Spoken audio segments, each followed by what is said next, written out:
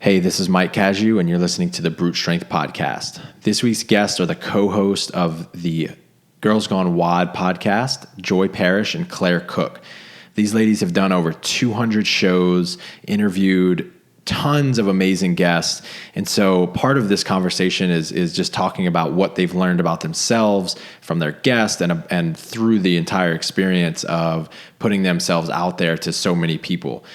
We go into topics like vulnerability, overcoming fear and shame, and lots of other things. Before we get started, I just wanted to give you a quick heads up.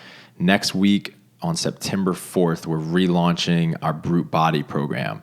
And I know beach season is over, but we're right in the middle of the off season leading up to the open. And if you need to get stronger or you need to change your body composition to compete the way you want to compete, this is the program to do it. So if you're interested, put this show on pause, go check out the website, go to brutestrengthtraining.com/programs/brute-body and get on the wait list. People on the wait list are going to get some free shit for signing up early. Enjoy the show. Hey everyone, this is Mike Casu. This is the Brute Strength Podcast. I'm here with Joy Parrish and Claire Cook. Ladies, it's late over here. I know you are super busy. Thanks for making some time to do this with me. I really appreciate it. Michael, only for you. Thank you. So this one's going to be a lot different than our usual shows, as I was kind of prefacing before we started. You guys on your podcast, the Girls Gone WOD Podcast, talk a lot about some topics that are really important to me, like vulnerability and overcoming fear. And so I really want to dive into some of that kind of stuff here in a little bit. But first, you've done over 200 podcasts, so you've interviewed a ton of different, extremely interesting guests in the fitness and health industry. So I want to hear from both of you on this. What have been your biggest surprises that you've encountered about yourself, your guests, and even the process of putting yourself out into the world over the past couple of years? Diving right in, aren't we? Yeah, we're just going right in. I'll answer this quickly. So realizing about ourselves, when Claire and I first started this podcast, I kind of feel cliche saying that, but there's really nothing that we expected coming out of this idea that we created together. So I think that was the biggest surprise, is that we look back now and the emails that we get every day from listeners is just, to this day, I just cannot believe that we've created such a cool tribe. So I would say that first and foremost is the community that's developed because of this podcast is just so phenomenal. I can't even explain it and put it into words. And then also just, I think, because this was such a new territory for the both of us, that even starting a podcast was just something we had no idea what we were doing. Mm-hmm. And creating this 200 and we're on 209 episodes now. I think that was the biggest surprise, is that we could stick with something for this long. And Claire said it best, that if you had told us 3-4 years ago that we were going to do this consistently every single week for as long as we have, we would have been like, you're crazy. So, I think I've learned a lot too. I think there's a lot that goes into sharing your personal life with a lot of strangers, but the feedback that we get is just so positive that we keep following that feeling. And that's just the thing that we've stayed true to, is that we'll keep doing this as long as it feels good and as long as people continue to connect with us. And I think too, definitely to echo what Joy said, you kind of just keep going with it. And every week we somehow find the time. And when we started 4 years ago, I had just gotten engaged, and I'm now married with a toddler. And, just our lives have changed so much in the process. And I think that kind of going along with that, the thing that I have, which, by the way, sorry if you can hear my toddler yelling in the background. My husband's trying to put him to bed, and he's not happy with it. I can't hear him, so you're good. Oh, good. Is just I feel like everybody we talk to, even, the most successful people in their industries and in their craft, the biggest thing that everybody always says is kind of that same message of, if you had told me X number of years ago that this is where I would be, I never would have believed you. And we had an interview a couple weeks ago with Cherie Chan, And the way that she put it was like, you know, you just get up every morning and you do the best you can. And one day you look around and realize, oh my gosh, like, look what I've built.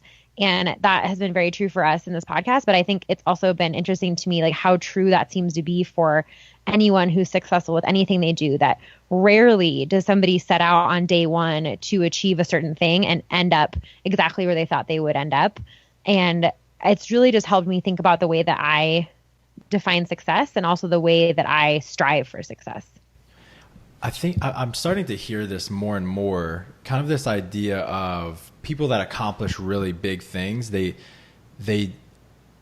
definitely don't always, but I'm finding more and more that rarely do people have a very clear vision of where they're going to go, like before, like when they start, right? And both of you were talking about, you had no idea, no expectations whatsoever about where this was going, but you kept honing your craft and doing the best interviews you could do and creating as much value for your listeners as you possibly could. And then here you are years later, having created this amazing tribe.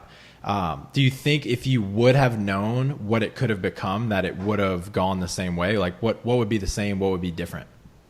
Well, first of all, I don't think we would have believed that. I don't think we would have believed that that this would be possible, because we're just, again, so blown away by the people that we have found through this podcast. But I think so much of it has to do with planting a seed. And I love what you said, Michael, just about the journey that we went on. If we had known the final destination, or whatever the point that we're at now, I don't know if anything would be different, but I definitely know that it just takes one step at a time, that we're following the feeling, and that we're following how great it is to do a podcast every week. And we do have so much fun, and we meet such great people, that is the important piece. And I think, we do it so backwards with goals, right? We always think of like, I want to accomplish this, but really the magic happens in just kind of planting that seed and then going, all right, let's see how it goes. And that's kind of how we've been this whole time.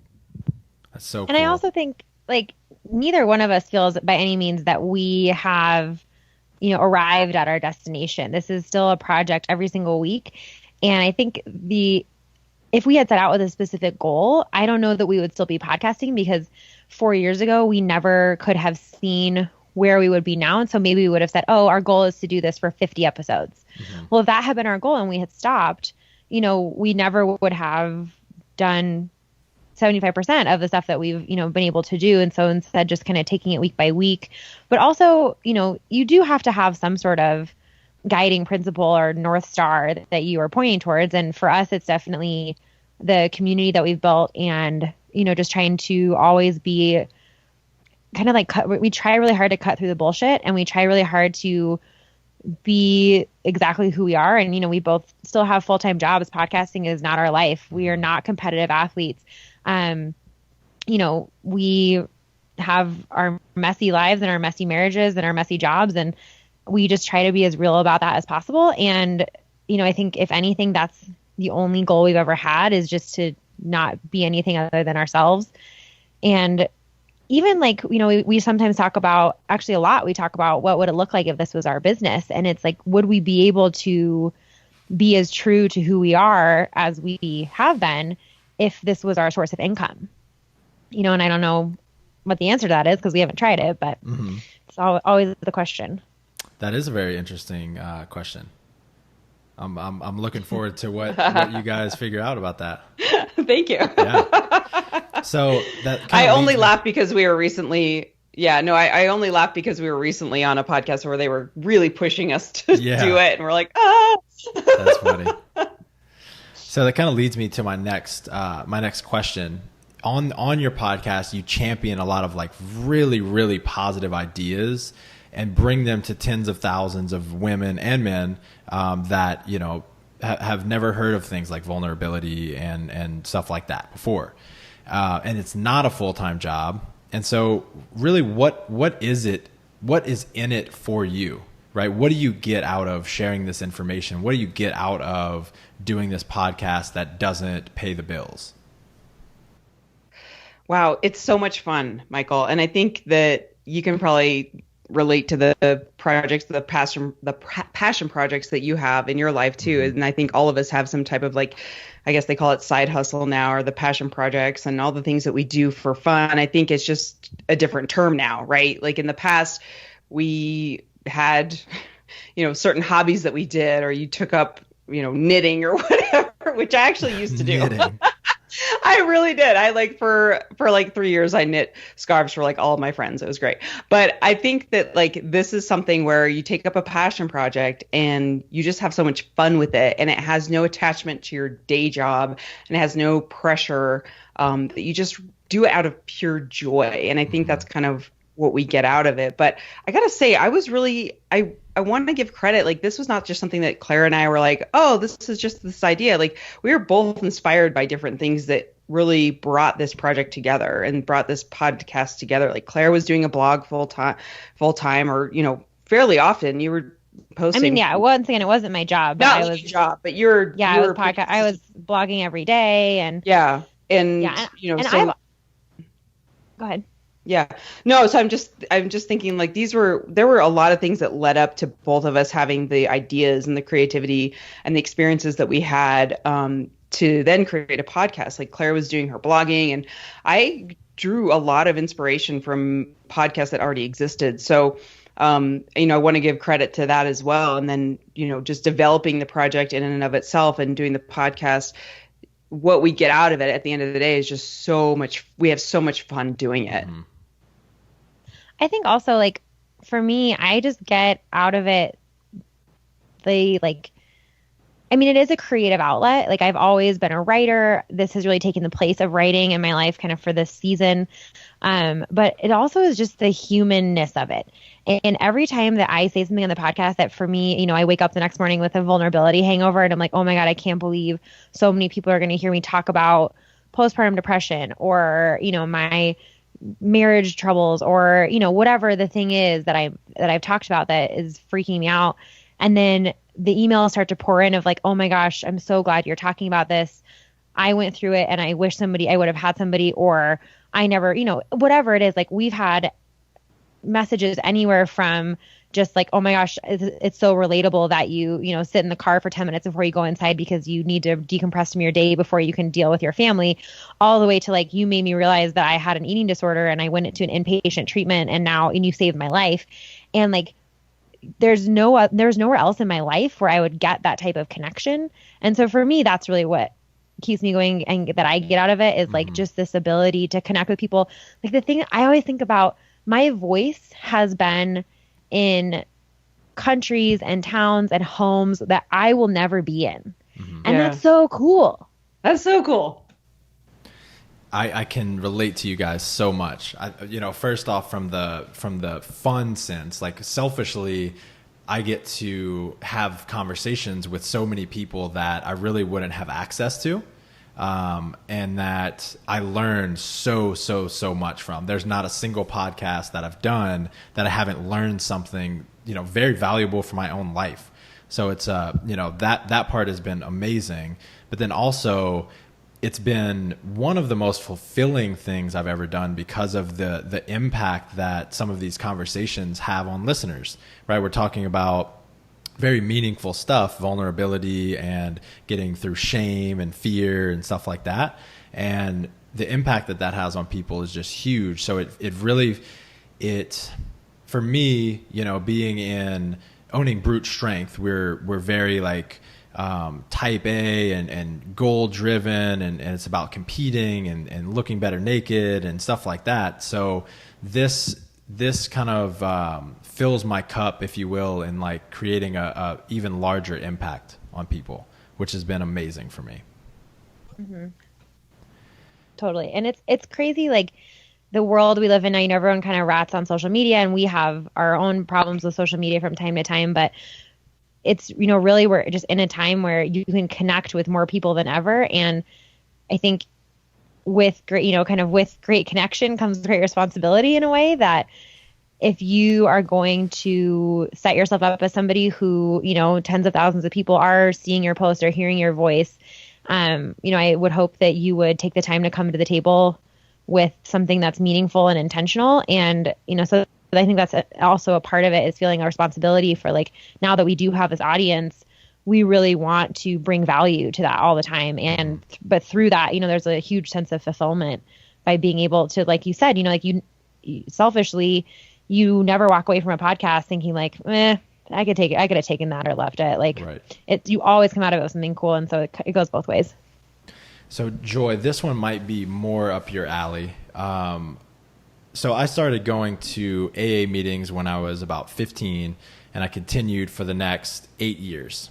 And in all of that time and all of my time in rehab and treatment centers, one of, if not the biggest theme was this idea of being of service to others. And so how it relates to what we were just talking about is I think what you guys are doing is you're really serving others, because it's not paying the bills. You're not getting anything, tangible out of it. But there is something to be gained from serving others with nothing tangible in return. And so I'm curious because you're a therapist by day, right?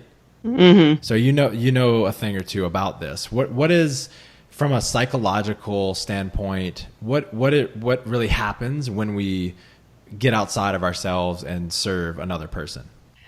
Well, I love that you asked this question.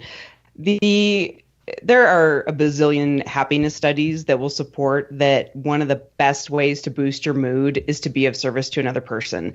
And I'm not going to cite the chemistry because I don't have the studies pulled up, but there's actual studies of brain chemistry and dopamine releases that happen when you actually do service for another human being. And so the piece of that goes into being of service for another person, whether you are aware of it or not, I think that's what we're talking about here, is that we're connecting. And the other piece that feels so good as human beings is connecting, right? Mm-hmm. So we love having community. We love having tribe. We love knowing that we belong somewhere. That's just human nature. And so I think that we're in an age, thankfully, that podcasts are able to reach so many people. And look at how many podcasts have popped up over the past 3 years.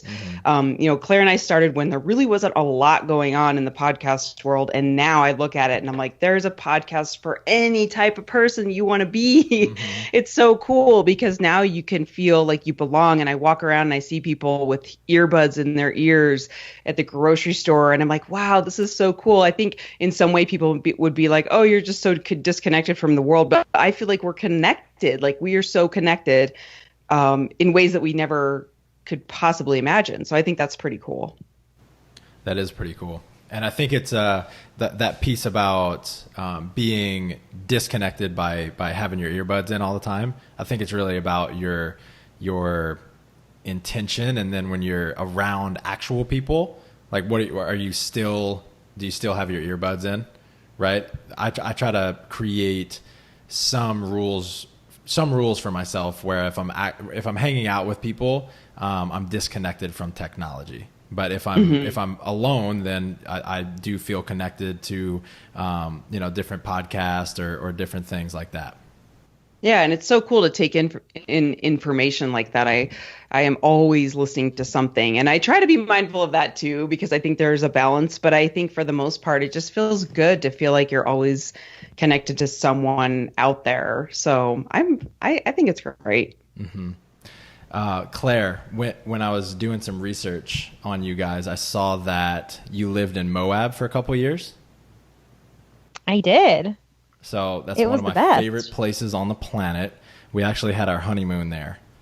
Yeah, it's the best.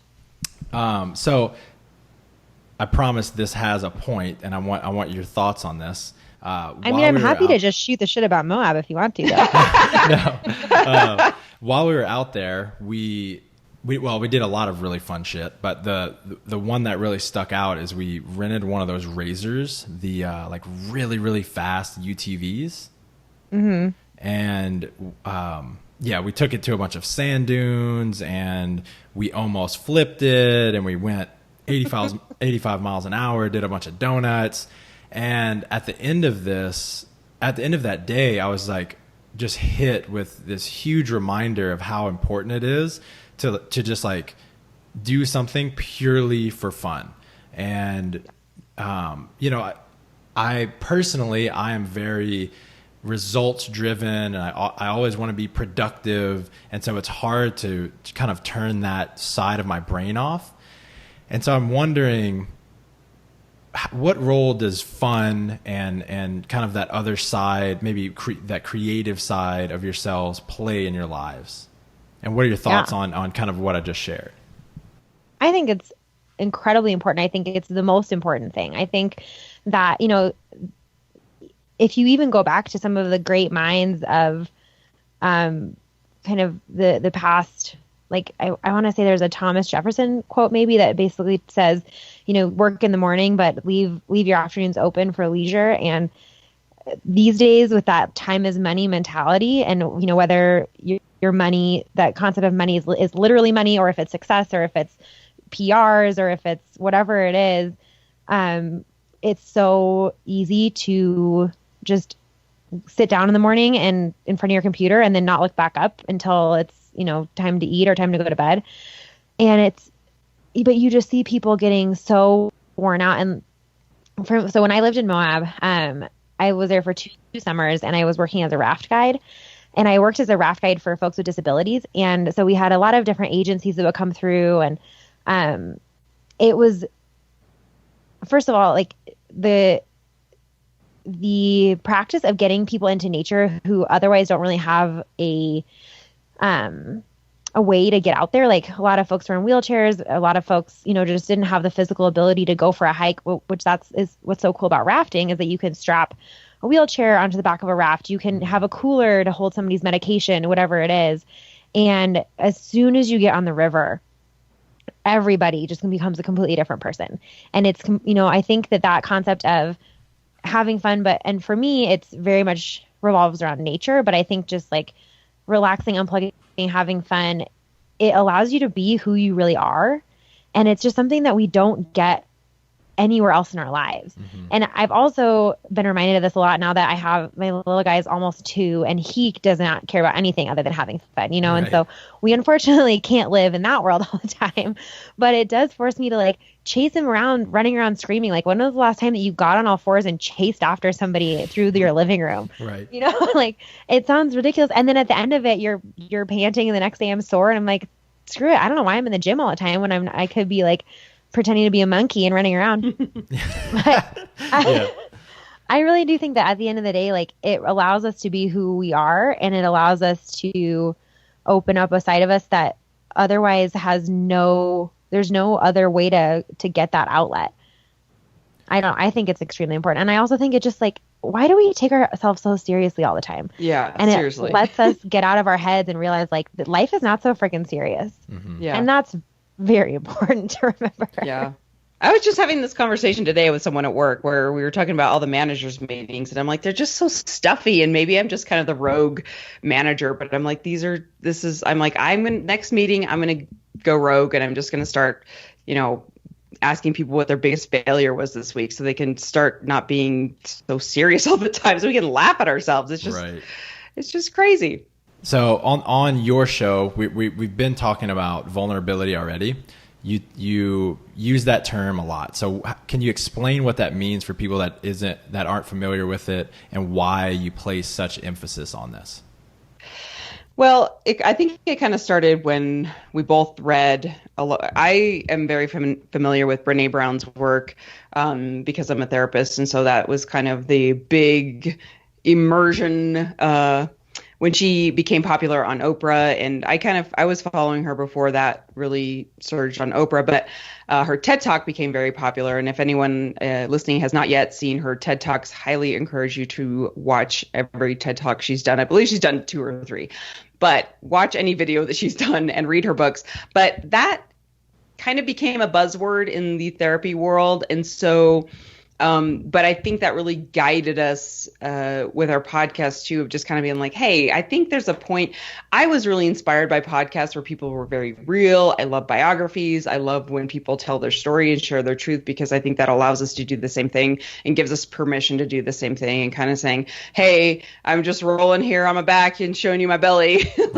We're all going to do this together. So I think that that's kind of the model that we both have had since we started this. And that was, we credit Brene for a lot of that work, but also a lot of the podcasts that we were listening to, or I was listening to, and the blogs that I was reading before we even started this podcast, is that's what I was drawn to. And so I think that's just really important because people connect to that. I think there's a time and place for reality TV when it's all shiny and pretty, and then we can kind of just zone out on the fake reality. But then there's this beauty in just being like, oh my gosh, we're all in this together. And I really wish that this was around, the podcasts were around when I was, first married and going through some really difficult times, that I wish I had someone to just be like, is this normal? Because I feel like now we have, we want to create that for people. And it's not that we're, trying so hard, but we're just trying to show, hey, we're just going to be ourselves, and we want everyone to show up the same. So, yeah. And I think too, like when you think about vulnerability, and for people who are not familiar with, kind of the Brene Brown lexicon, or aren't familiar kind of with it as more of a social movement, I think that you think of vulnerability, you think of somebody who's just like crying and breaking down in front of you, and that's uncomfortable. And, it's like, I don't want to watch somebody have a breakdown like that. I don't know. I want to be an empathetic person, but I also don't want to have a front row seat to somebody's drama, if that's what that means. But I think for us, it's less about necessarily oversharing per se, and more about just allowing ourselves to show up and be exposed in a way that hopefully kind of rides the line between, because like we do have to find that balance of, a lot of people hear what we say, and a lot of those people may encounter us late, in our professional lives. Like if you Google Joy's name as a therapist, one of the first things that comes up is our podcast. Or for me, like I'm an account manager for a very large company. If you Google my name, that stuff comes up. I don't know that I necessarily, want one of my clients clicking on, or my boss, or, whomever clicking on my podcast and hearing that I have had problems with sex drive. That's not necessarily what I want people to think of when they're in like a meeting with me. But I think that they're like, oh, hey.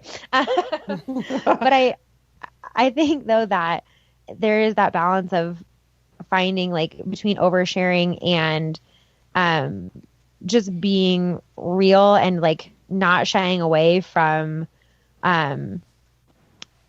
telling it like it is, and talking about things that, like the stuff that's on your mind. And I think for me, that's kind of what being vulnerable is just talking about the real stuff, and and I guess really it comes down to like not pretending that the stuff that's going on isn't going on.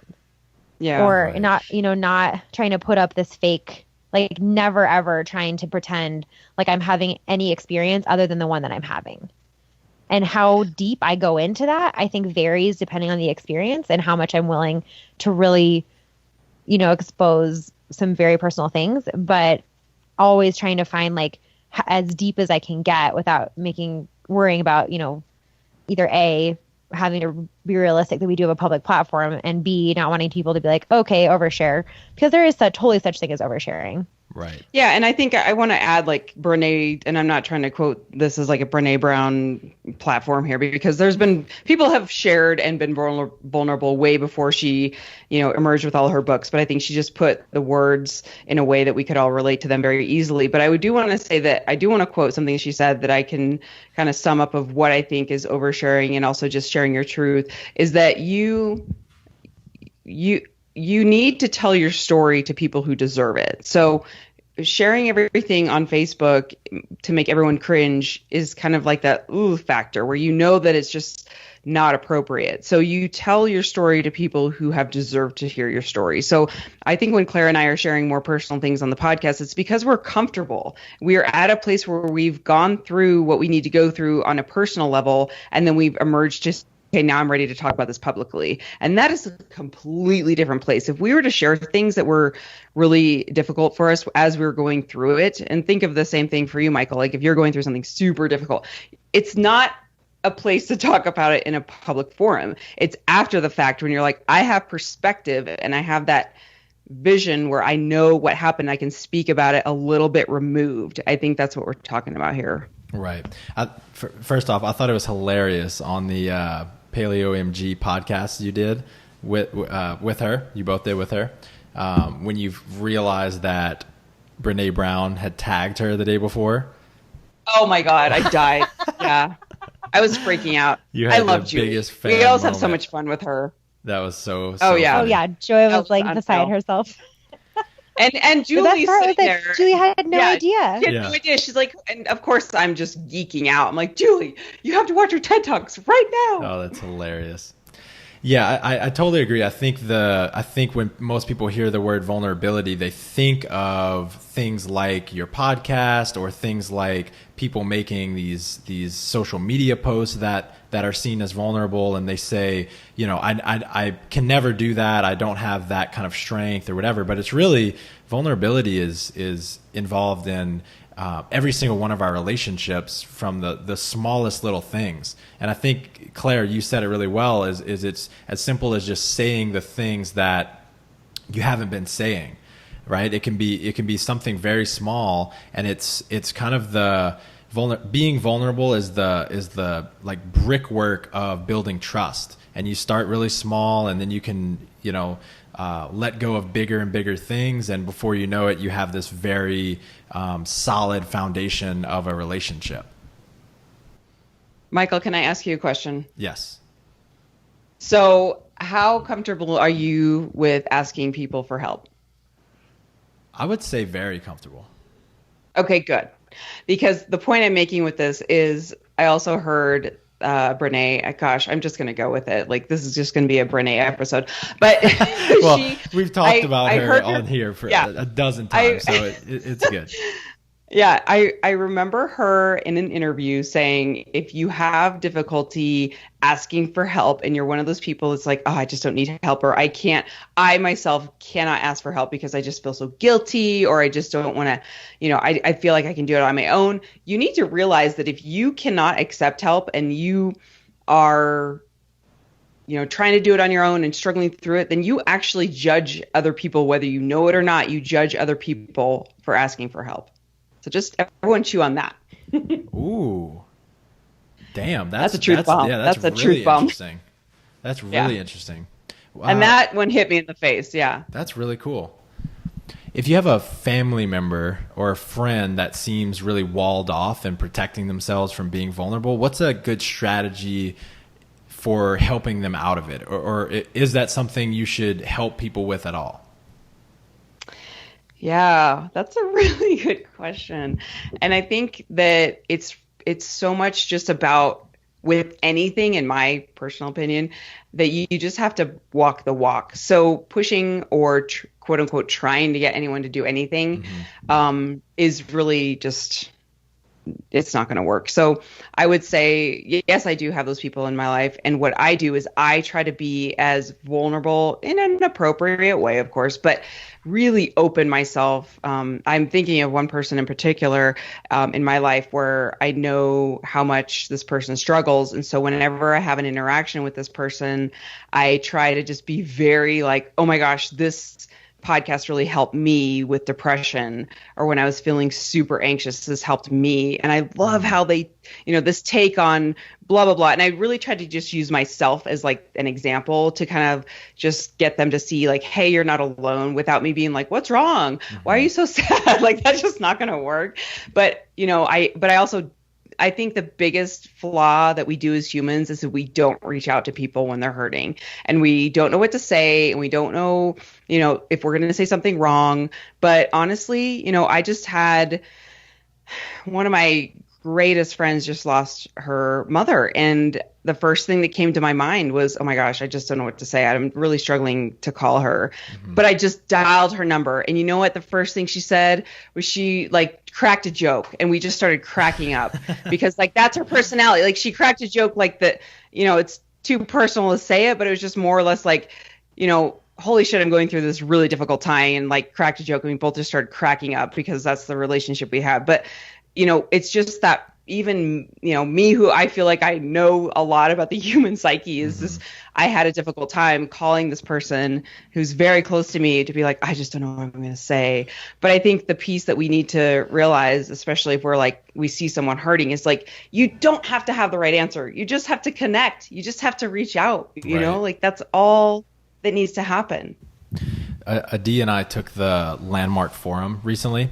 And what I loved most about that experience was the emphasis on taking action, like immediately.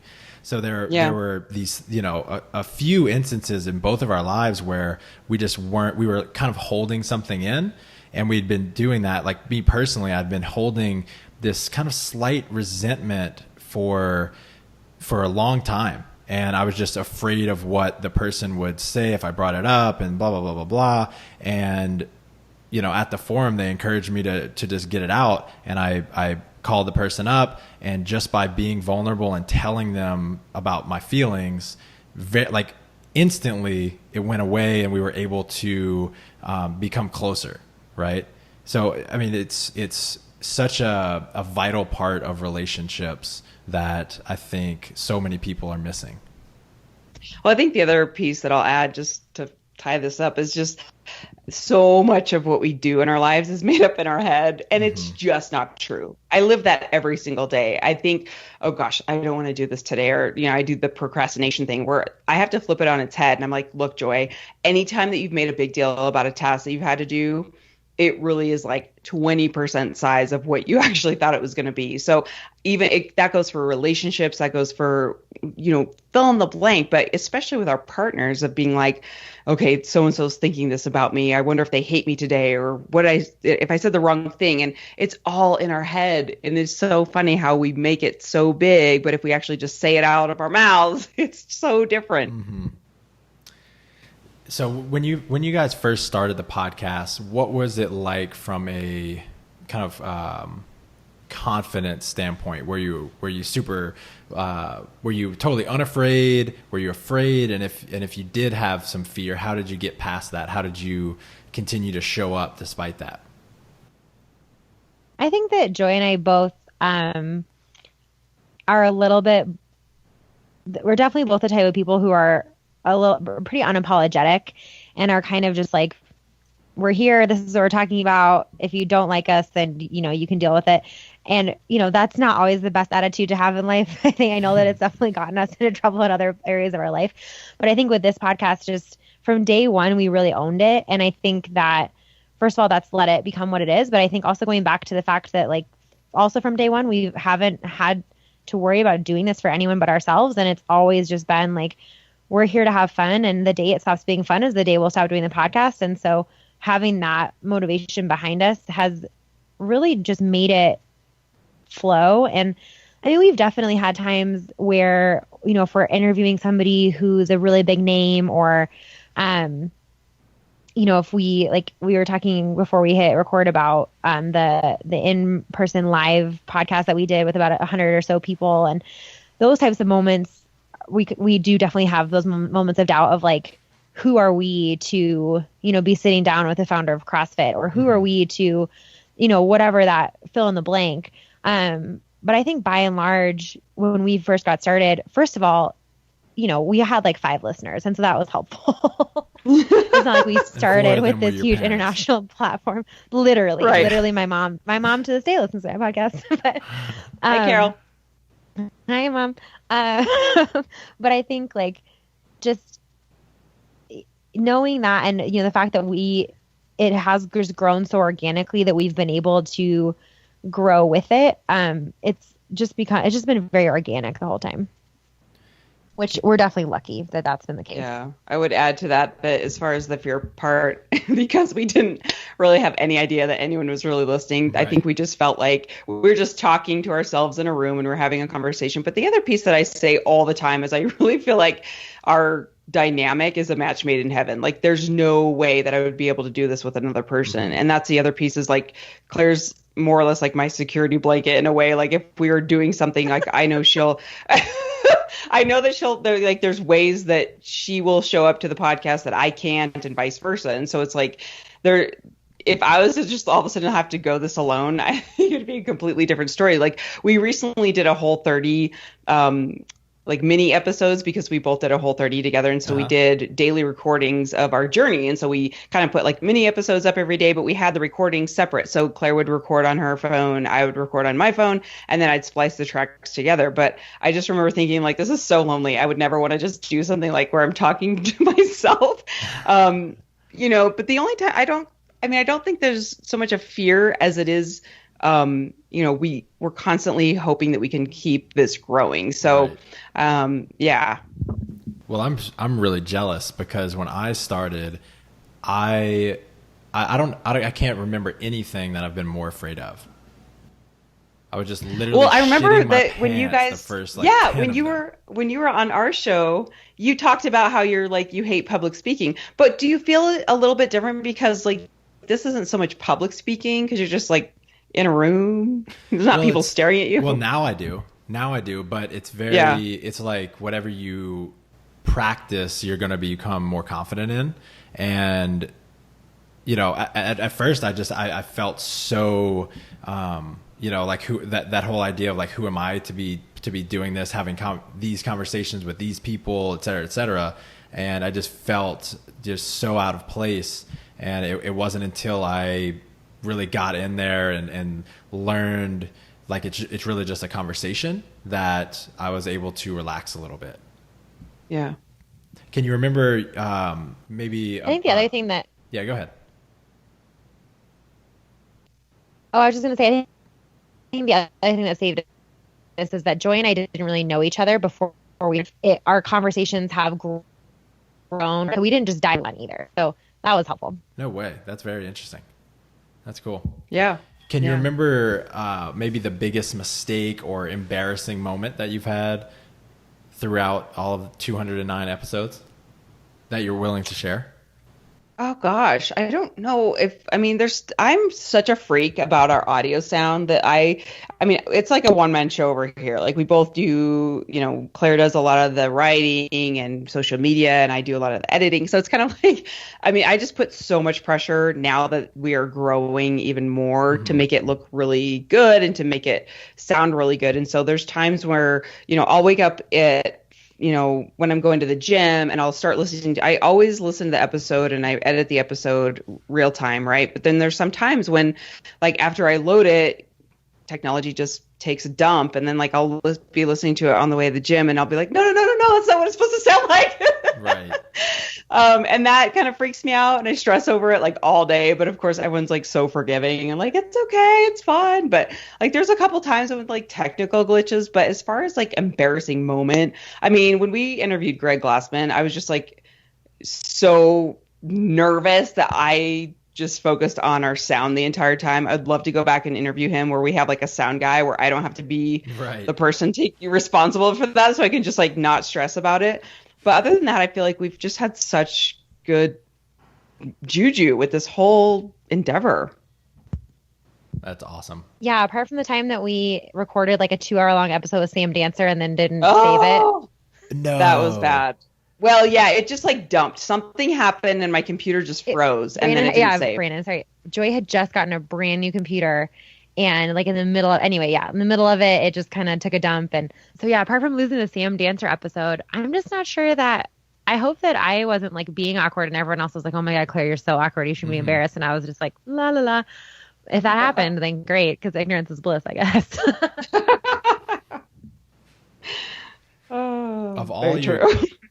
Of all your guests, which one do you think has impacted you the most? And then what did he or she say that had that effect on you? Okay, I'm going to go really quick because this just popped in my head because I quote her all the freaking time, is that when we had Nicole Christensen on from CrossFit Roots in Boulder, Colorado, Nicole Christensen was at at my house here and we were recording and this was kind of like way before I even started macro counting and I joined WAG and I was really into this horrible cycle of like working out. Claire and I talk a lot about this. If you guys, if listeners want to check out our podcast, we talk so much about how your food should not be in exchange for exercise. Like it's not a transactional relationship. So you shouldn't work out to eat. And so I just remember Nicole Christensen, we were talking about the whole rest days thing and all the memes were popping up about like, beast mode every day and like work hard and make sure you're sweating every day and go all out every single day. And everyone was just freaking out if they had a rest day. And Nicole Christensen was like, okay, rest days, if people are freaking out about rest days, it just means that your diet isn't dialed in. And that like that was just kind of like a ding aha moment for me, because I realized that I was in this horrible dysfunctional relationship with food and exercise, and that I didn't have my diet dialed in. And then that's kind of when I started the journey of like starting to track macros and really just pay attention to what food was doing and nourishing and what was in food. And I'd never done it. And there's kind of like a whole backstory on that. But that forever has been like a huge pivotal moment for me in the podcasting realm. That's huge. That's huge, because that's rampant in men and women, in all of sports in general. That's a huge lesson. Yeah. I love that. Yeah, it was just so, I mean, ever since then I've just been like, oh, I have such a different outlook. I mean, it took me a while, to be fair. I mean, like, it took me a while to really get what that meant, but that planted a seed that so strongly now influences my life, where I'm like, oh, it just feels so good, and I have no pressure to go run 10 miles because I want to have a piece of cake. Right. Like, give me a freaking break. Right. That is awesome. How about you, Claire? I don't know if I don't have a moment that like stands out like that with Joy. In general, one of the big differences between me and Joy is that I'm a much like kind of bigger picture type of thinker. And so for me though, I think it's just been interviews where in the moment that, whatever it is that I'm like dealing with that day or that week or that season, if I can connect with somebody who just normalizes my experience. And I think the biggest thing I've taken away bigger picture from all of the impactful interviews I feel like I've done is kind of goes back to the first question I answered, which was that these people who I look at and think like, man, that person's so successful, 99% of the time, they never set out to do the thing that they've accomplished, and certainly not in the way that they thought that they would. And I think that's for me been the biggest takeaway, and the biggest aha moment has always come from something like that of like, wow, I would look at this person, whether they're a successful gym owner or a successful, successful athlete or whatnot. And to hear them just constantly say in one way or another, like, this is never what I set out to do. And if you had asked me 10 years ago, if I had ended up in the place that I wanted to be 10 years ago, I would be totally unhappy. For me, like when we started this podcast, I was 25. And so as we've been I'm 29 now. So as we've been going through this, it's been some pretty transformational years, and some I think your late 20s are some of the toughest years. And so to constantly have that reminder of people week by week of saying like, whether they're older than younger than me, whether they've achieved, whatever they've achieved, just to have that touch point of like, even the most successful people don't have their shit together every day. And in fact, none of them do, has been so amazing. And that's definitely the biggest lesson I've learned. Yeah. As often as possible, I actually try to draw that out of people on the show so that others can see that, because that's the most freeing, like empowering idea, that I've also gotten from doing all of my podcasts, right? All of these successful people, they go through all of the same feelings of self-doubt and fear and lack of motivation on certain days, etc. But they just continue to try and get better and continue to put in the work. It's just such a great feeling. I mean, at the end of the day, we're all just freaking humans trying to be better every single day, and we all like fuck up every day, and it's just like, if we can take some humor in that, I think that we will all just get along, we'll all be happier. I mean, just stop trying to be so perfect all the dang time. I'll share one that sticks out for me that I think both of you will love. It was on my podcast with John Berardi, the owner of Precision Nutrition. He said, and they've worked with, I think he said over 60,000 people. I don't know, many thousands of clients. And he said that the very first two things that they teach every single client is, one, to eat slower. So to practice mindful eating. And then two is to eat to 80% fullness. So the first one, eating mindfully, it allows you to find more enjoyment out of your food, actually taste it. It allows you to, it allows the hormones of satiety to set in, so you actually feel full. And then this concept of eating to 80% fullness, for me, like I've been programmed to eat to like absolute 120% fullness at all times, right? I have like a hole that I have to fill, or I'm unhappy. I have to be completely full or I'm not like satisfied. And so just like allowing myself not to reach that point during every meal has been like earth shattering to me. And I still have so much growth to do in this, but focusing on those two things as often as I can has been really, really transformational for me, as simple as both of those are. And so to hear that, just to hear it from him, you know, as credible as he is, was just such a huge lesson for me. I thought it was amazing. Oh, that's great. What is one thing about you both that you wish more people knew about you?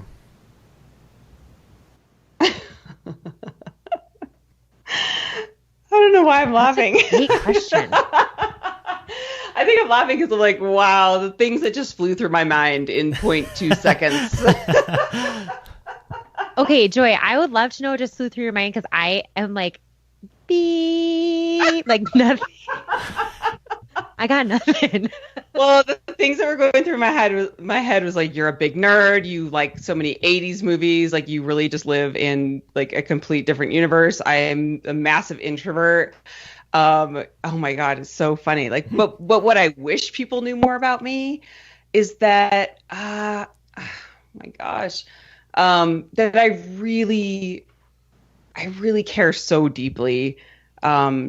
I kind of have like this massive bleeding heart. And even though I joke a lot on the podcast and I'm kind of come across as like this, I can be like a little bit rigid sometimes. And like, I'm very type A, but I have a huge bleeding heart. And, I think that's just very apparent that I do that in my day job, and I care so much about people, and I want to help people, but I think people know that about me, but it's just, I think sometimes I kind of have this like shortness about me that doesn't come across as like very nice. So I think people are more afraid to approach me when they see me out in public or whenever we're doing events, and they're like, oh, hi. And they're afraid to say hi. But yeah, I don't know if that's totally answers your question, but that was the first thing. I'm sitting here like thinking the complete opposite. I guess I haven't listened to enough shows or anything to hear the shortness. Like maybe that's just because in my head I'm always thinking, like, it's funny because you said that, Michael, because sometimes I'll listen to a podcast and I'll be like, I can hear what was going through my head when I was talking, but it doesn't come across that like actually in the recording, which is such a weird thing, because I know when I'm saying things, I'm like, oh my gosh, I know what's going through my head when I'm saying them, but it doesn't come across that way. So, but I think there's times when, you know, then I can be a little more blunt, and I'm like, no, but really I care so much about you guys. Mm-hmm. Yeah. You may find this interesting, but that what you said, like that you have this bleeding heart, like really comes across in the way that you speak and the way that you interview and everything. It really does. Oh, that's good to know. Yeah. That's good to know. Claire, you are you too big picture for this? I'm like, no, I think that my answer is like pretty big picture. Like, I think the thing that I want people to know is that I'm always trying as hard as I can. Mm-hmm. Yeah. And I think the thing that's tough about that for me is having to accept over the course of my life that amount of effort looks different from stage to stage and from thing to thing. And especially having, you know, since becoming a mom, my 100% effort looks completely different than it did before I had kids. It looks completely different than it did before I was married, than when I was in school, whatever it is. And I tend to really compare myself to past versions of myself and think like, man, I used to be able to get to the gym so much more, or I used to be able to whatever, XYZ. The reason I can't still do that must just be because I'm not trying hard enough. Right. And because that's the thing that I tell myself, that is what I automatically assume other people are thinking of me. And so I think, you know, when you were on our podcast, Michael, we talked about like what our insecurities are. And mine was, I am very insecure about not being taken seriously. And I think that that's a huge part of it, is that I assume that people, that like, if I, you know, am am a human and drop the ball or forget a detail or whatever, like I hold myself to such a high standard that I think that if I mess up in any sort of way, that people automatically just assume that I'm not trying. Mm-hmm. And so that I think is, whether or not that actually comes across, I'm sure it probably comes across more than I think it does. But that is just a thing that I always want people to know is like, no, like even if I, if you want to like look at it in the lens of the podcast, even if I don't reply to your email right away, or if I don't, answer your question that you asked on a podcast and you want to know more about my experience with something and I don't get your question, like I'm thinking about it and I'm, constantly trying to improve everything that I do. And I hope that comes through, but if it doesn't, like I think that, all you can do is expect someone to try as hard as they can. And I always want people to know that like I'm trying as hard as I can. I can completely relate to that. And I think we really just have 100% to give to our life in general, but we can't give 100% to every different thing in our lives. And it kind of sounds like you're saying a little bit of that, right? Like you have a kid, so you have a total new responsibility that you have to put so much effort and energy into. And so you can't put the same amount of energy into the gym or maybe career or whatever it is, but it doesn't mean you're trying less in your life, right? You're just picking it up somewhere else. Yeah. And, I know that I referenced our conversation with Sheree Chan already, but one of the things that she also said was like, you have multiple buckets in your life and we tend to get into these phases where you only focus on one bucket at a time. But for her, getting into her 40s and really like taking the time to prioritize her life has looked like finally focusing on all the different buckets. Mm-hmm.